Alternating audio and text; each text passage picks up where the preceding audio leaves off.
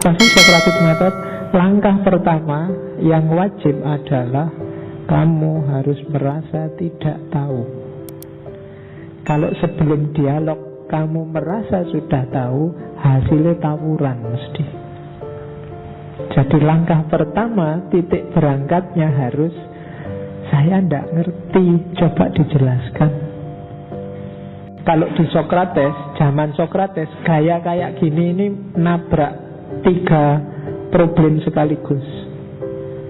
Yang pertama nabrak para ilmuwan, kalau hari ini para saintis. Yang kedua nabrak kelompok sofis. Dan yang ketiga nabrak ilmuwan yang lain, termasuk seni, termasuk arsitektur dan lain-lain.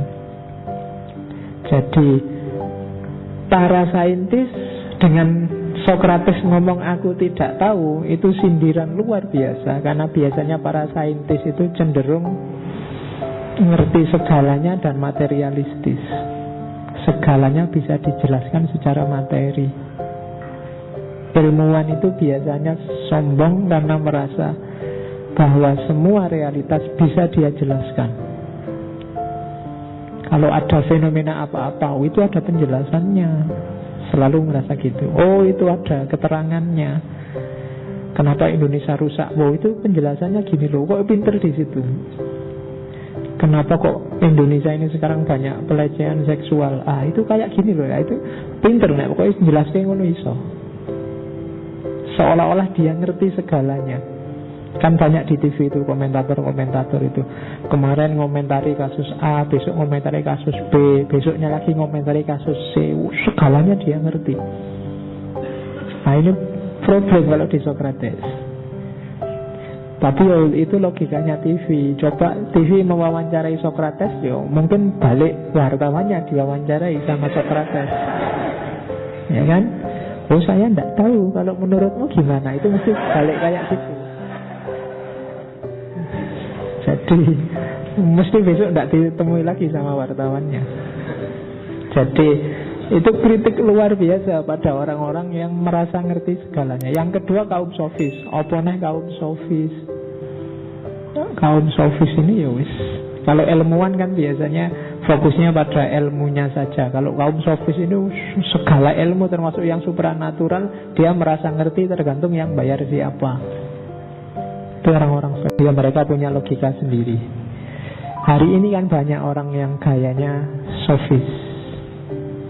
Jadi merasa ngerti segalanya. Ada apa saja dia bisa ngomentari, bisa bikin tulisan, asal bayarannya cocok.